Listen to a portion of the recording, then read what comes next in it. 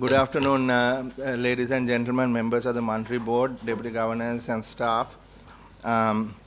We had to take 30 minutes to discuss internally issues pertaining to the central bank and its communication on matters to Parliament.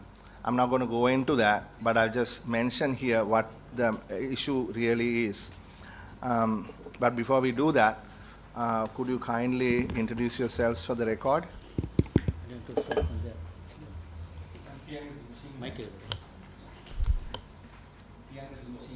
Appointed member, Monetary Policy Board.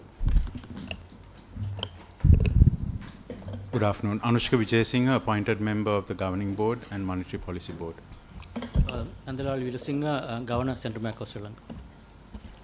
Nihal Fonseca, appointed member, Governing Board and Monetary Policy Board.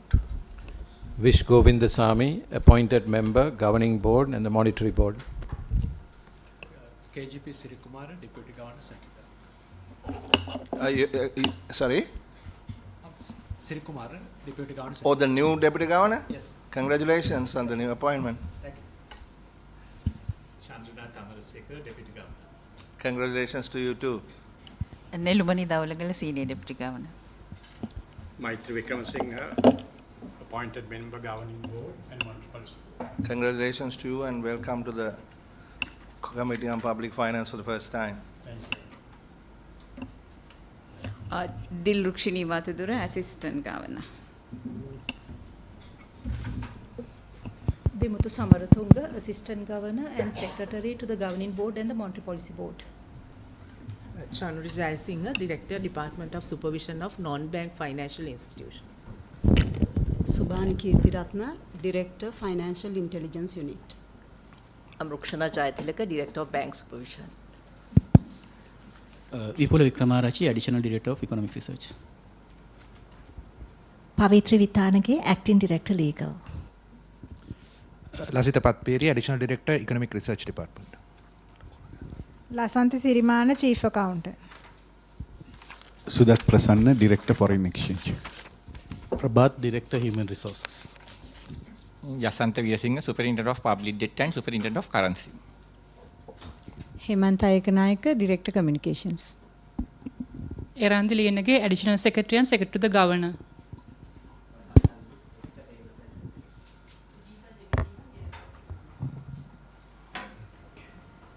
Okay. So, Governor, the issue is a practical one.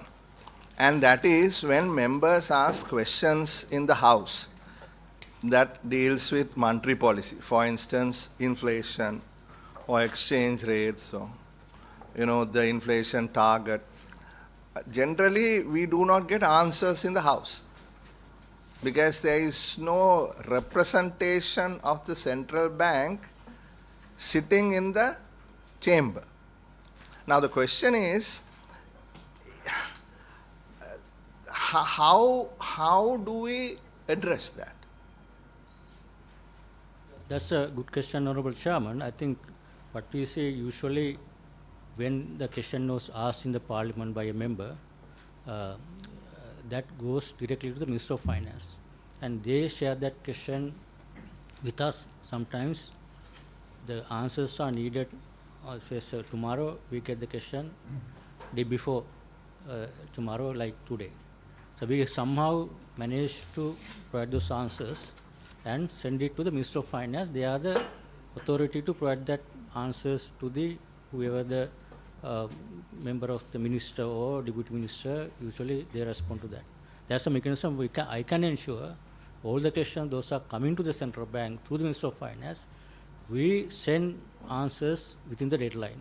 But we have noticed in the process those have not been on time, and the requirement has not been answered because they take some more time or whatever. Because sometimes questions are not only related to central bank. Questions are related to central bank, Minister of Finance, some other agencies. I think process, as I understand, Minister of Finance collect questions, answers from all the other agencies and compile and they submit to the minister in charge of the subject, and then they respond. I think we don't mind if there's a situation, if we are invited, we can come here and sit at the this chamber and provide answers if necessary. But I think for us to provide instant answers, I think it's too difficult for any officer to immediately respond without knowing the question in advance. I think we would appreciate we know the question in advance, can give a proper right answer through the process. Chairman, that's the very reason that I wrote this letter, where the sense of independence for certain structure is given to them, that doesn't devolve or divorce the activity of the representation in Parliament through section 148, 149. So that's indispensable.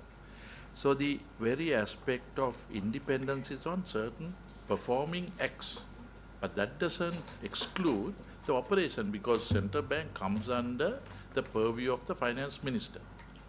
And even the Gazette at this particular moment has that in play. So my question was as to why the Secretary Finance is not here at this meeting is one of the biggest problems that is there. Because as the Governor quite rightly said, any question that is asked is routed through the Finance Ministry. So if the Finance Ministry Secretary, who is the Chief Accounting Officer, which happens to cover the central bank, is not present here, there is no thread between what we are asking and them. It's not for central bank to decide how much long you need to answer. If a member of parliament, whether government or opposition, asks a question, if the Minister of Finance can answer fiscal policies within 24 hours, central bank can answer that in 6 hours. We are very automated. So it's not the question of when and how, it is if. And not to, the question requires is to get the public domain, not for central bank to come and get it answered here. So let's get those clear at this point. Okay, so we are not going to go into this discussion. We've had an internal discussion and we've decided on a particular course of action. I just want to mention that this is a recurring question, and that we'll need to ensure that whatever questions that are asked from the central bank are answered in a timely manner in the chamber. So we'll discuss this further amongst ourselves and invite you again perhaps for another discussion on this. So, Honourable Chairman, with your permission, can I make one comment here? Yes. Even, so this is nothing to do with the central bank independence or new act. Historically, all past 75 years, this is the way central bank has been providing answers to the parliament. There's no difference in the past or now, nothing to do with the independence or act.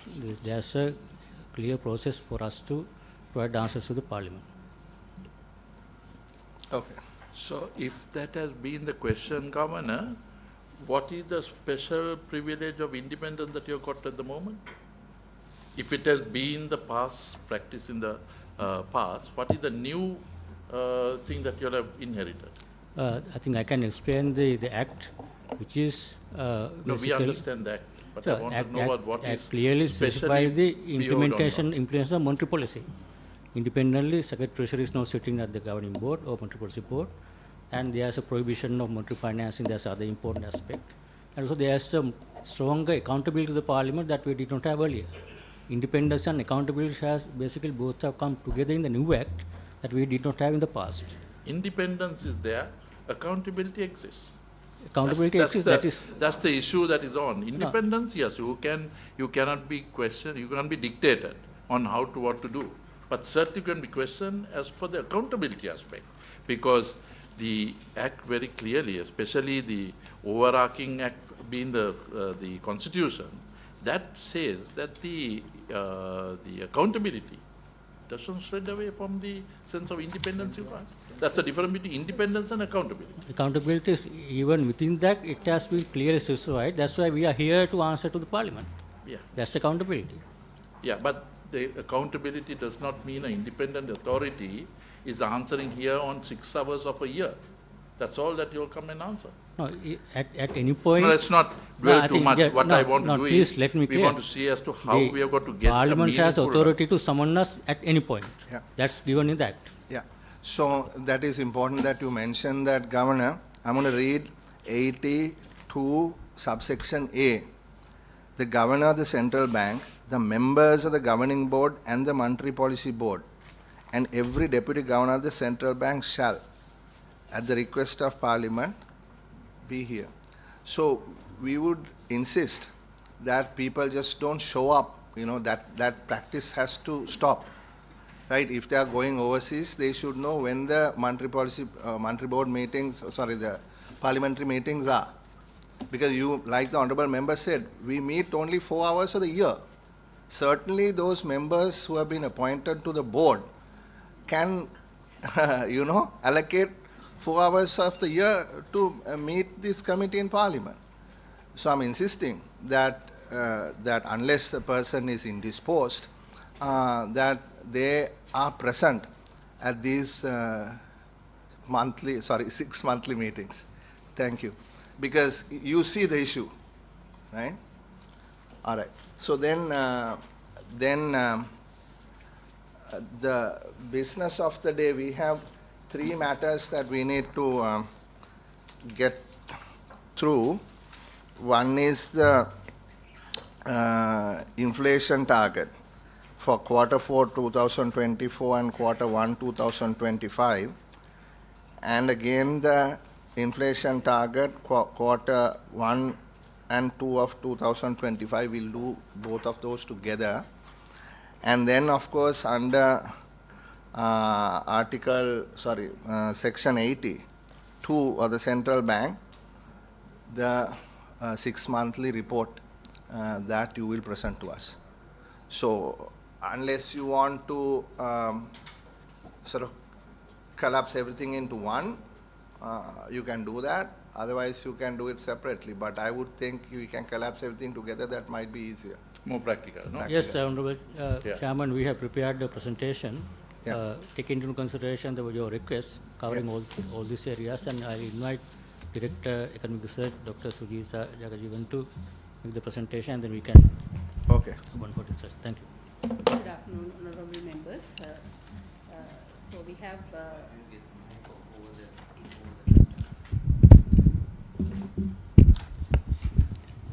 we have prepared a presentation to cover the inflation breach report as well as the functions of the central bank.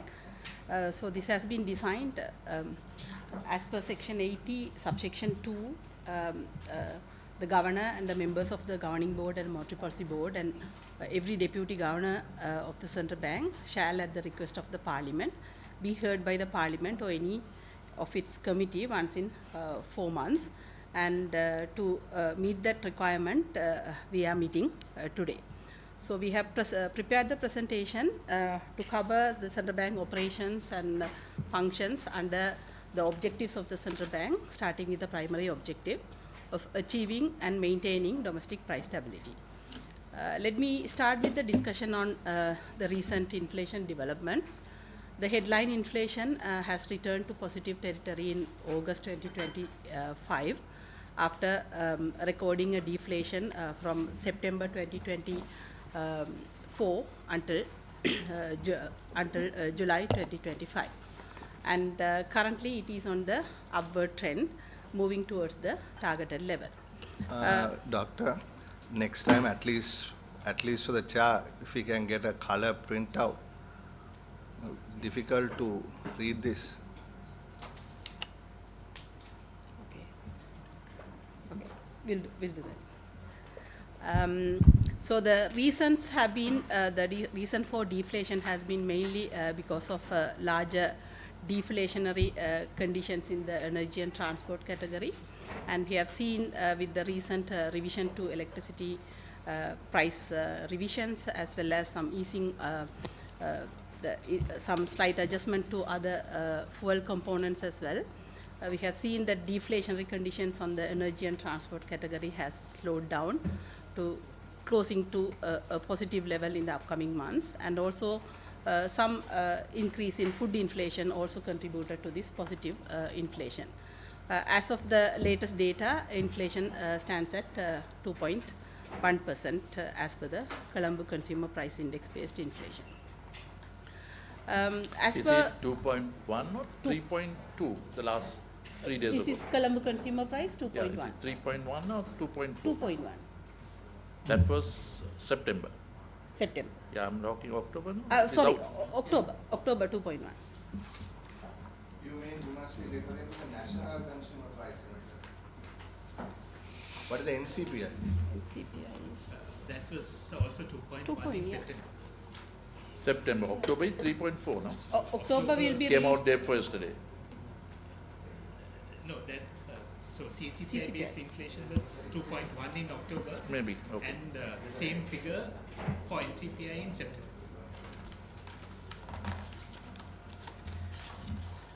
As per section 26 of the Central Bank Act, there was an agreement signed with the government to set the inflation target, and a margin was also set to measure whether there is an inflation target miss. And as per this, if you are missing the target, we are supposed to submit a report to the Parliament reasoning out the failure to meet the target, remedial actions proposed to be taken by the Central Bank, and estimated time period within which the target will be achieved. In line with this, we have so far submitted several reports. The first target miss happened during 2024 Q2 and Q3, 2 consecutive quarters. The actual inflation quarterly average was not within 3 to 7 band. So we started submitting that report, and so far we have submitted 4 reports, and the recent report being for Q1 and Q2 2025, which was submitted presented to the Parliament on the 24th of October. And as per the currently available information, we have the quarterly average for third quarter of 2025, that is 0.8%. So there will be a new report outlining the reasoning behind this target miss. As per the currently available information and the fan chart that was produced during the last monetary policy cycle in September, we expect that inflation will continue to accelerate in the coming months, and it will reach the targeted band, the margin as per this monetary policy framework agreement during the first half of next year. And for this, the current monetary policy, continuing current monetary policy easing, the recovery in economic activities, and energy price normalization will help to support this expected path in the coming period. When it comes to monetary policy stance, the Central Bank has been... Just one moment. Is that all you have to say about the first 2 reports, or this is part of that? This is for the first 2 reports. Okay. Okay. So, shall we question thereafter, or how do you Yeah, want that to- is what, when you finish, you Because come, otherwise- or you are going to collapse everything together. So we have designed like price stability, then financial system stability. As a So, part of the price stability, I have covered the breach report as well. Yeah, so once you finish the price stability section, we want to Okay. ask questions. Okay. Okay. So the Central Bank has been adapting monetary policy, easing monetary policy stance from mid of 2023, and thus far the policy interest rates have been reduced by 800 basis points, so 8 percentage points. And the latest revision has been a 25 basis points reduction in May this year. And we are showing that monetary policy easing has been translated or transmitted to market interest rates as well. On the right hand panel, we are showing the key benchmark market interest rates to show the reduction in 2023, 2024 and 2025 thus far, and the total reduction during these periods, as well as the latest rates for the benchmark interest rates. For example, from 2024 up to now, there has been a reduction of 150 basis points in the policy interest rate. For that reduction, we have seen the prime lending rate, average prime lending rate on a monthly basis has come down by 424 basis points, and it currently stays around 8.15%. And the overall new lending rate has been adjusted by 411 basis points, and the current rate is at 10.27. And a larger adjustment in government securities yields, 91-day yields adjusted by almost 700 basis points, and one-year rate adjusted by 489 basis points, and the current rates are at 7.52 and 8.04%. And we also see that we are compiling a rate for applicable for SMEs as well. The new SME rates also have come down to 10.77%. So we see a broad-based reduction in overall market interest rates in line with the eased monetary conditions. We see this monetary easing and the pickup in economic activities is reflected in the expansion in private sector credit. A notable credit pickup has happened in the recent months, but there has been a composition change in the domestic credit. Domestic credit consists of three components. One is the credit to the private sector, credit to the government, and credit to the state-owned enterprises. And in the recent times, we have seen a notable pickup in the private sector credit, which is in line with the economic recovery that we are observing. And with the improved fiscal performance, we see net credit to the government has slowed down. And last 2 months, we have seen a negative a contraction to net credit to the government from the banking system. And also with the improvement in the financial performance of the most of the key state-owned enterprises, we see contraction most of the time for the SOE credit as well. And we have preliminary data for September as well. So during first 9 months, we see the credit to the private sector has expanded by around 1.37 trillion, and which is continuing in the recent months. And so recently we have commenced collecting data on a monthly basis on the sectoral distribution of credit. It started in April, so we are closely monitoring the monthly distribution of credit to important sectors. And based on the currently available information, we can show that the credit expansion has been broad-based. Credit is going to agriculture sector, industry, services, as well as the personal credit. And if you see the overall composition as of September, 9% of the credit has gone to agriculture sector, 39% for services, industry sector, 30% for services sector, and 22% for personal credit. So it's a broad-based. Repeat those figures, please. Can you repeat those figures? You want, okay. Agriculture, but you can't. Agriculture, 9% contribution. The overall share is 9%. Industry is 39%. Services sector 30%. And personal credit 22%.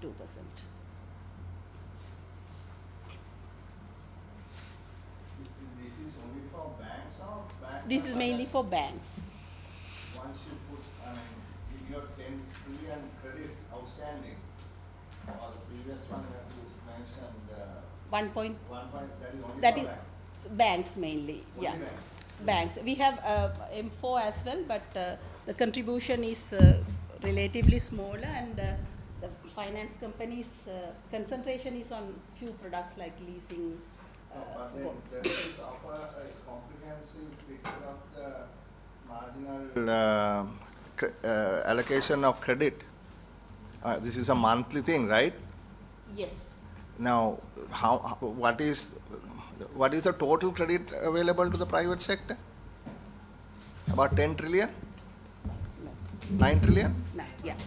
9 trillion? Yeah, 9.5. 9.5 trillion, okay. Yeah. So of that, how much is? That as a percentage? Yeah, banks as a percentage of that 9 trillion? So it's around more than 80% is banks. So what I am showing is the expansion. Expansion was 1.37, but the outstanding is 9. That I understand. Yeah. So you are looking at a monthly change in the credit only in the banks. Yeah. Yeah. By the banks. We have. Do you have a comprehensive one of banks and finance companies together? We have, but we don't have the sectoral breakdown for that M4 category, the finance companies and specialized banks. But The contribution is small. It's reported that out of the 1.37 that you mentioned, that 1.16 trillion is on vehicle loans, and that is on leasing and pawning. No. Well, here it is, quoting yours. the Central Bank of Sri Lanka announced at the end of the 6 months, the 1.161 was on vehicle loan surge. That is contradictory to what you have. Yeah. Quoting Central Bank. Can somebody take a look at this? Yeah, go ahead. That and more alarming is the pawning has gone up to 1.1 trillion. Let's get some clarification on that, because really That credit creation means nothing if it's going on to this. You want to, phone, do you have the phone?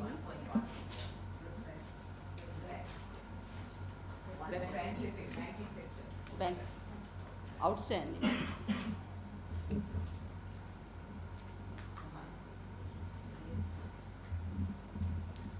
And let me discuss about the external sector developments also. The external current account has been recording a surplus for the first 8 months. However, with the trade balance widening, there was a deficit recorded in the external current account in September. Of this, Sorry, with this, Chairman, the I need to interject. Can we tell me what is the credit creation of the, earlier the ratio in the private sector was about 22%. What is it at this moment? 28.6%. 28.6%. First half. that is year on year. Percentage of GDP. No. Growth is 22%. 22%. 2%. Yeah, that is year on year. Year on year, 22% growth. Yeah. What was it, say, 6 months ago? 13%, 12%. It was growing at a faster rate in the recent times. Yeah, so that 12% to 22% grew in what sectors?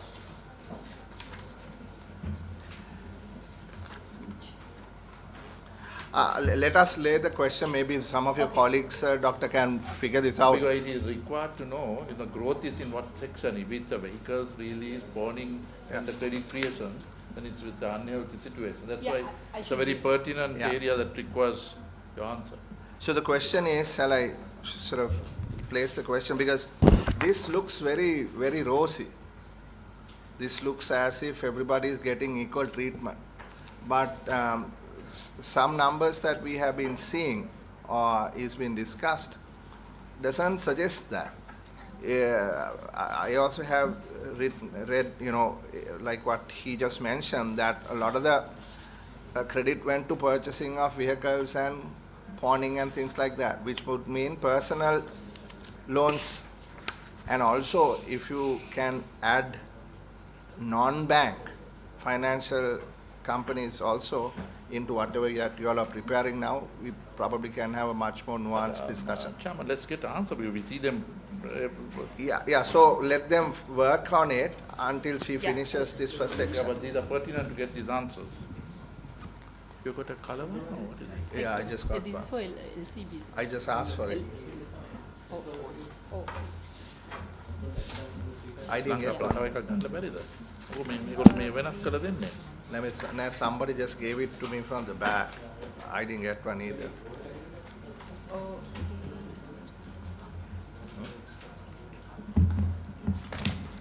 Yeah, I mean the central bank has enough money to print some color for printouts, no?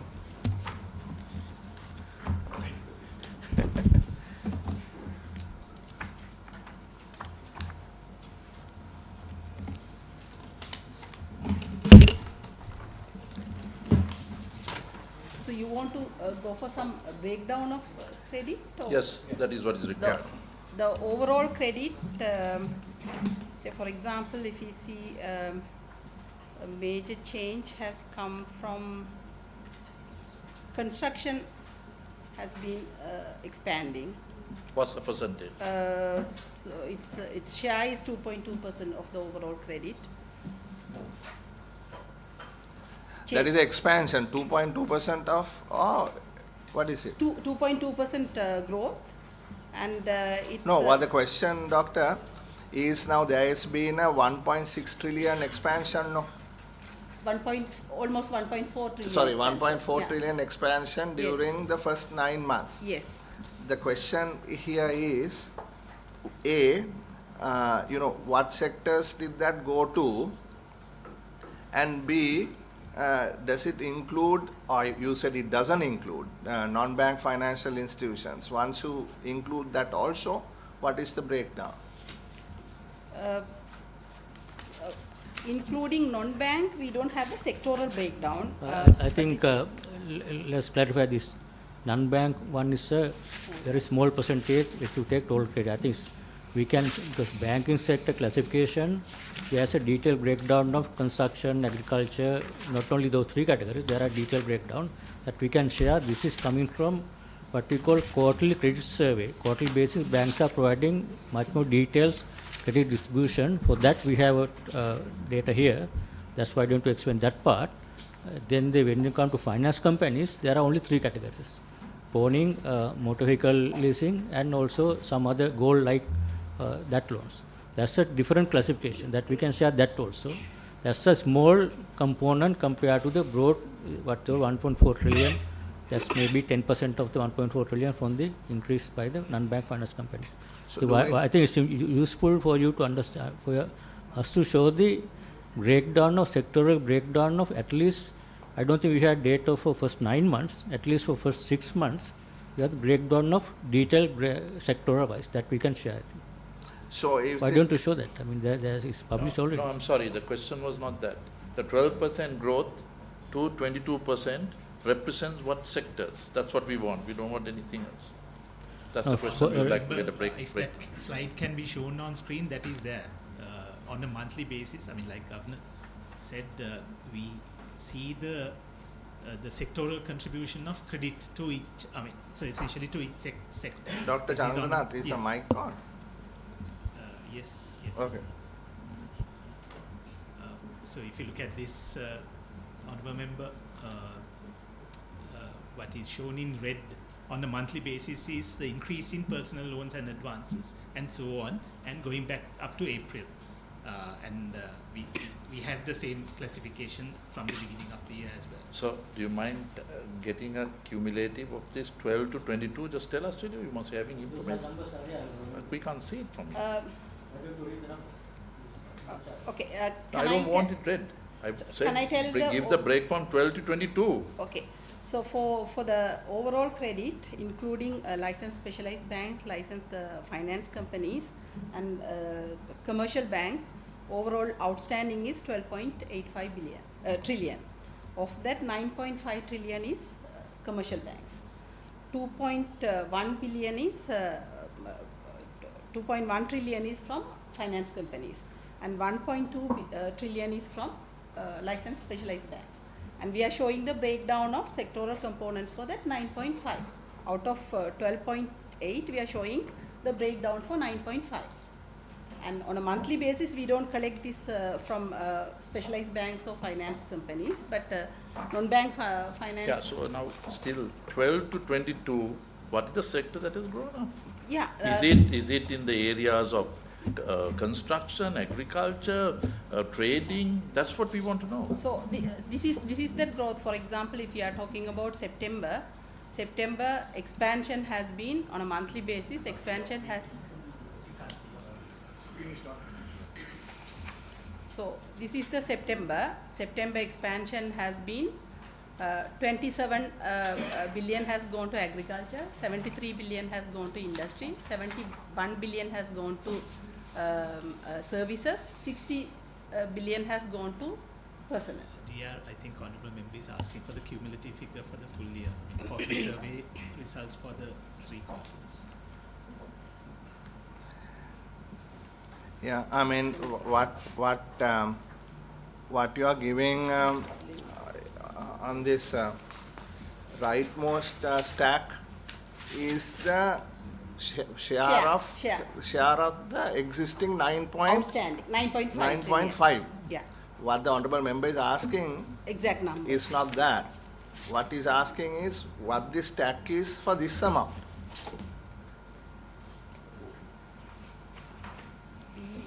So can we give this after the presentation? Yeah. So we have put it in a quarterly format. We don't have the cumulative in the table readily available. I think from that question itself, if you really look at the September, from August to September, the personal loans and advancements are moving from 40 to 60 million, right? And if you take entire industry as a whole, remains the same. Industry had gone down from 91 to 73 from the previous month. You know, industries and agriculture, industries and services together, commercial activities has been very constant from July. So what's been growing is the personal loans from 20 to 40 to 60. So That's it's right. basically doubling every month. That's right. That's the question that the I think indebtedness is what is increasing. So is it going for these vehicles or what? Is there any further details on this 60 million personal? 60 trillion. So we see pawning is expanding. 8.4% of the share is going to pawning. Then we have credit card, and also What percentage? credit card is 1.9%, and other consumer items 9.7%. This is inside the personal. Inside the So personal. this personal might also has housing loans as well, right? Yeah. No, Yeah. housing doesn't. Yeah, yeah. Because Housing there's- doesn't work person. Huh? Housing doesn't No, work there's person. no other category to put, so obviously it has to get captured under the Services? Construction? From the services, wholesale and retail is 10.6%. Then we have financial and business services 7%, tourism 3%, communication and IT 1.3%. That's actually industry, so that's very clear. So the personal means either credit cards, pawning, or personal loans. Housing, where is housing? Personal housing is under industry. Huh? Industry 9.3%. Construction industry. Is that- Construction. Construction Yeah. industry, that's what I thought. So then And if you of leave that, that out, it's is it, credit cards. is it and- categorized as long-term lending in capital expenditure area or not known? This can include the short-term, medium-term and long-term loans. Yeah, I think what would be useful is if you can just do a quick note on both the banks and non-banks, because you see the type of customer into a leasing company and a bank usually will differ, no? Yeah. And SMEs probably go to leasing companies and established firms will go to banks.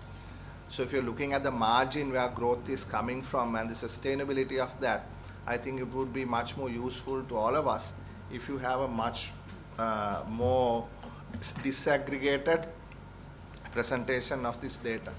Would you know so that just want to add here, Cha, now what Know we've that- observed in the industrial side also, banks are not lending to small holders, small SMEs, and banks are not giving long-term capital. So distribution of tenure and the size of the borrower is also important in analysis, because what we are seeing is the excess capital that is created through government not borrowing is only going for large players. So it needs analysis to see whether the banks are really concentrating their portfolio into where the real growth is required. Yeah, but there's a specific lending, because Dr. adding on to what Minister mentioned, the SME you said 10.26 was the growth. Sorry, average lending rate. 10.77 is the weighted How average. do you ascertain that? So we are collecting data. It's a weighted average rate. Yeah, so that weighted would be in the hands of a skewed in a 2, 3, 4, 5%. Yeah, No so- small medium guy gets at that rate. So that weighted average might also include the government provided low cost loans, right? Yeah. Yeah, so it's better to get what these commercial banks are actually lending. They are lending 12 to 14. So that's, I don't know how it came down to 10 or 11. If I may add on to this, because it's very specific, if you look at in 221, your total borrowing for pawning has been 500, roughly in the range of about 500 billion. It has gone up to 24 to 6 to 700 million, and 25 it is 1.3 trillion at the moment. And your poverty moves in line, as I meant, the first year is 9%, 24, 25%, and next 22, 25 is 32%. So there's a correlation between the more you borrow on the personal area goes into debt, surviving the debt crisis. So that's the reason why I asked you, when you create credit, is it in the favorable direction? I mean, if it's capital as long tenure as the minister said, then it's positively going. This is what we'll expect from an independent central bank. Because early there was sector-related lending guided by central bank and was clearly guiding commercial banks where to lend, what to lend, and which industries we should lend. But now there is no such direction. Even we couldn't even fix the SME credit, SME debt crisis. The 5 billion loan that was given by the 5 billion that was allocated by the government, only 44 people got it with 5 million working capital. Banks are not at all That's lending the 5 billion you all allocated. restructured organization. So there needs to be some direction where these funds are going.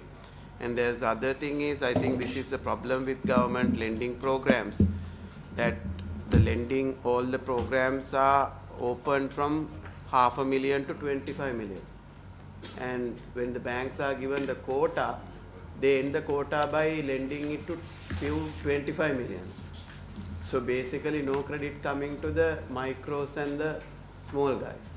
So we will have to see from the government side, now we can't direct the commercial banks at all. So I think there needs to be some level of guidance from central bank focusing the credit to the real growth sectors in the future. So Chairman, Governor, previously there was specific lending portions now in your portfolio of the bank. You can instruct that you can give it to the youth, the women, the underprivileged, etc. Does that exist now? No, I think what the honourable member Tasbanga Singh and you also talking about, the schemes we had in the past, there were foreign funded and government funded schemes targeting youth, women, some of the sectors, loan schemes like what you have now 5 billion, they were allocated and administered by central bank. Now that function has now been transferred to Ministry of Finance. Development Finance Department is the one that now administer those kind of targeted credit schemes. We are no longer involved in that because under the new act we can't do that, because our monetary policy purpose is to not to target the directed credit even earlier, because there was a conflict, central bank directing credit to certain sectors and implementing monetary policy as a conflict. As a new act, that function has now been by the Minister of Finance. That's why I think Governor, the total amount that is coming through the government is 15 billion. Yeah. So the SME credit requirement in the market is about 200 billion. Even earlier, those schemes are provided, concession schemes are very limited. They have never a sufficient credit available for the concessional basis. We never had this kind of scheme. We had limited amounts. For example, we had Saubhagya scheme earlier. Then similar, some foreign funded schemes, when money is utilized, the scheme is over. Then only collection, revolving fund, they used to, again lend on that. But that money also now transferred to the Development Finance Department for them to roll it out under those schemes. So what you mentioned, any weaknesses in the implementation, I think there's a MOU signed with the participating institution, with the banks and Development Finance Corporation, how to administer the schemes. That part you can send, but still I recognize the fact that this is not enough. You can never have a sufficient credit. When you offer concessional rate, there is a huge demand. You can't meet that demand. That's why normal market mechanism through the bank system that will provide. But again, the distortion is that banks will provide credit. For example, SMEs, when they offer 12% or when they price the premium, sometimes they don't want to take that premium. So that's where other schemes like credit guarantees institution, or now recently secure transaction, the that mechanism was brought in to at least movable properties securitization, like those schemes will obviously flow credit into all these sectors. So what Those you're are saying the- is specific lending now has to be routed through the budget of the ministry. If you want Yeah, to lend correct. to the youth, provide it in your budget and give it. Exactly. Yeah. That So is it's the a mechanism. specific I think that I that can is not agree. sufficient. That's my view. No, I think the real question is when we are monitoring the use of capital in the country, you have a greater view as central bank where this capital is moving to. At least if we can't start publishing, there's a pressure on the commercial banks, even the government, to see how do we adjust this. Now I think my request now is what has happened or we didn't had, that's okay. But going forward, if we can really break where these funds are moving to at scale, we can see where because now government is not borrowing. There's excess, the government has made a disciplinary, fiscal consolidation to ensure that the government doesn't borrow. So when But that being fair, the governor says it's not controlling his, it's a bank's. No, what reason I'm trying to take it forward. So it's central, because the entire capital flow, central bank monitors, government doesn't monitor at that level. But to see where the direction should be, if the central bank can't give a direction to commercial bank to say you need to lend this portion of the portfolio to SMEs, then at least to monitor and see. Yeah, Honourable Member, we have information that meanwhile someone got the information. Yeah. Sectoral monthly basis, we collect that information. Why don't you share Yes, that? Governor. Chairman, if I may. So we had this sectoral credit breakdown until February this year. We collected data quarterly and disseminated quarterly basis sectors and subsectors. But from March onwards, we started collecting data monthly basis to have more broader view. And so what we presented here is a monthly sectoral credit data. So, but at the same time, from March onwards, the commercial banks, we asked them to consider more on the sectoral classification. So they have adjusted some loans in the previously reported numbers. So because of that, from March onwards, it's difficult to compare with previous numbers. But I have now, from March onwards, for 7 months, the expansion of credit in these commercial banks for subsectors. So if I just let you know, the total is, we just informed, it's around more than 1 trillion, 1.1 trillion expansion. And that expansion comes from main 3 sectors, and agriculture and fishing, it's around 100 billion expansion. And in all subsectors that we collect, there had been expansion. Tea 29 billion, rubber around 6.7 billion, coconut 8 billion, and paddy 25 billion in the agriculture sector. And industry sector, the expansion is around 379 billion. And that comes mainly from the construction sector, and the construction sector expansion was around 222 billion. It's like 25% of the total expansion within these 7 months. And the services sector, it's around 400 billion total expansion, and the mainly comes from wholesale and retail trade, that's around 185 billion. And the tourism sector, there had been a repayment around 10 billion. During these 7 months, and so we have subsectors, and we have published this in our website. It's available, and that's for the 7 months from March to September. That construction sector, which you said 234, takes into account the government paying off the loans there.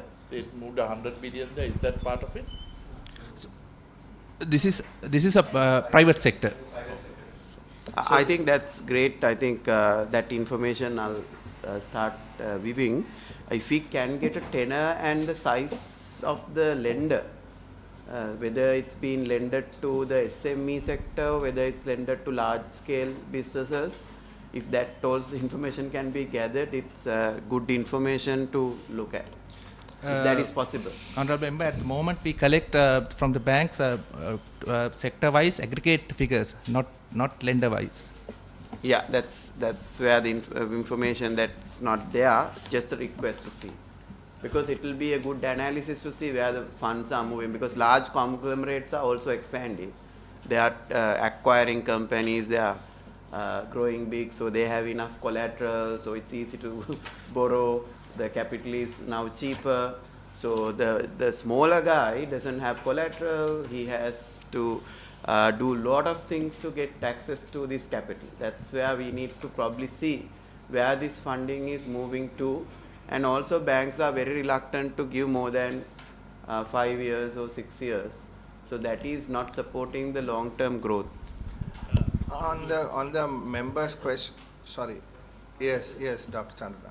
In response to what Honorable Minister said, I think in addition to the figures given, I think there is a separate SME survey as well, and there I think we look at the size of the loans as well. That information can also be provided. I think in the report to COPEF we will provide that. What's the definition of a SME? Below what level do you take as SME? Is it the trading value, balance sheet value? No, 250. Sorry? Less than $1 billion. I had a sort of follow-up on honorable member's question. The tenor, I mean, do you have a weighted average tenor on each of these things? Or? No, the length. Maturity. I mean, I would think, you know, the certain types of loans will have, like the member asked earlier, you know, is this for capital purposes? I mean, trading purposes, obviously short tenor, quick turnaround loans, as opposed to whether they are going into actual investment. How would you know that? We do. I think exactly. So Mr. Fonseca? The total portfolio, when you take the total loan portfolio maturity profile we have, but the maturity profile within SMEs and economic sectors, I don't think we collect that information in that form at the moment. Yeah, I think the question really is because we are post-crisis. You know, where is the money going? You know, is it going towards more productive purposes or is it going towards purchasing cars? I mean, essentially that it is what it boils down to. Yeah, I think if I may have a view on that, in a recovery process, usually recovery starts with the consumption picking up. That's how, without consumption picking up, there is no production taking place. People won't invest in the production unless they see the consumption picking up. That's how usually in the recovery, at the early stage, consumption will have to go up. That's why this pawning, agriculture, all these things are going, and motor vehicles also maybe partly consumption. That will convert into with high demand. That then there's an incentive for the production processes to increase supply through the investment. That's the second phase of recovery usually. I don't think we can expect in the recovery investment taking place at the beginning. There's a sequence, and then consumption taking place later. That wouldn't happen usually. Yeah, but then just to add to that, you know, you got to look at the context, no? I mean, the marginal propensity to import in our consumption basket is pretty high. So, I mean, you borrow and you import a car, most of it goes to a investment or a industry overseas. So while theoretically it is true, consumption has to lead and then investment will have to follow, the context also matters. So I guess if you can do some data analysis, perhaps you can see better whether, you know, where the money is going is in the right direction. I think for that we can look at the import of, we have a category clearly consumption, intermediate and the investment goods.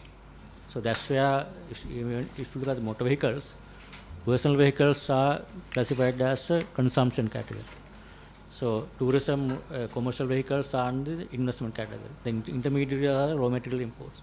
That's where we can look at, have some idea of where are the demand coming from, which categories. Okay, Mainly investment and intermediate goods are usually picking up in terms of imports. Chairman. Just Dr. Chandranath, you wanted to say something. Wanted to add to what Governor said. So essentially, Honorable Chair, even though we say personal loans and advances, I mean, if a person buys a motor vehicle, it does not say that that will be used for only for consumption, because the economy is evolving and becoming more complex. I think, I mean, Uber and PickMe and, so many other productive activities could happen even through personal, the increase in personal loans and advances. And if you take pawning, it may be for agricultural purposes. So we don't go into that deep, but simply because personal loans and advances are growing, it does not mean that it's less productive than providing credit to others. Doctor, did you say that the pawning goes into agriculture? So what type of interest does that type of pawning that's gain? a trend historically. When there is the harvest season and the cultivation season, usually people go and mortgage this jewelry and take that money, and end of the season they settle that. That's a short-term cycle. That has been happening all the time. Does it deem fit for the central bank to feel, my question, the origin was this, where the movement of the funds have been? Is it into capital? Is it into consumption? Is it into paying off loans? Now that is very vital. Didn't the central bank deem fit that this was a necessary way of looking at the trend analysis in the spend? Yeah, that is what exactly this additional director explained, the sector-wise where money so goes. in that case, why didn't you feel deem fit to give us that type of breakup? You are still groping in the dark as to how to respond to my question. No question about that. That's why it was provided, because it was not in the presentation. Date is published monthly. Yeah, so I mean, a lot of the answers to Honorable Ravikarnalaka's question were contained in that answer. Contained, but that should have been a specific thing here to say from 11% to 22% grew in the areas of X, Y, and Z. Because if you look at there has been $1.8 billion of trillion dollars of LCs open for vehicles. Of that, it's seen here that 1.16 is on leasing and performance on the vehicles that is there. Balance 237 billion on pawning. So you could see where the trend is. And in that case, I mean, pawning, if it goes to agriculture, well and good, but I don't know whether they make such amount of money in that sustainable, agriculture at this moment.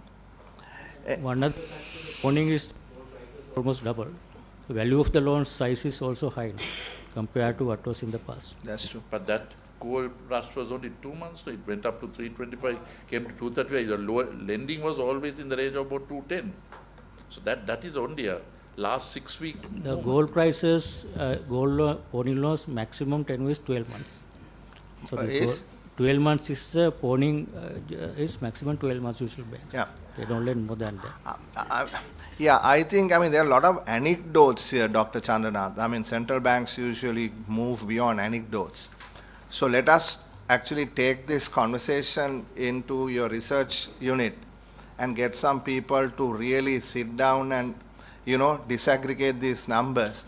And why don't you present us a paper on the kind of questions that the honorable members are asking.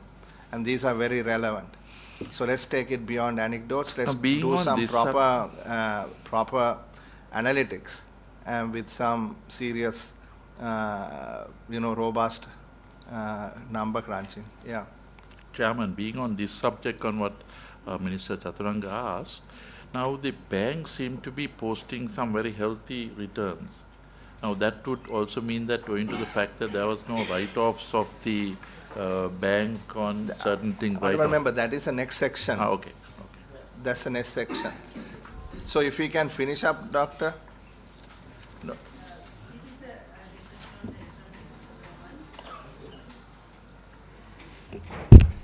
During first 9 months, the external sector current account has recorded a surplus of 1.9 billion, and the gross official reserves as of end of September stood at 6.2 billion, and the net international reserves stood at 3.4 billion US dollars. The currency has depreciated by 3.9% thus far during the year. And the central bank has purchased around 1.5 billion from the domestic forex market to build reserves. Yeah, I have a question on the, if I may. Yeah. I have a question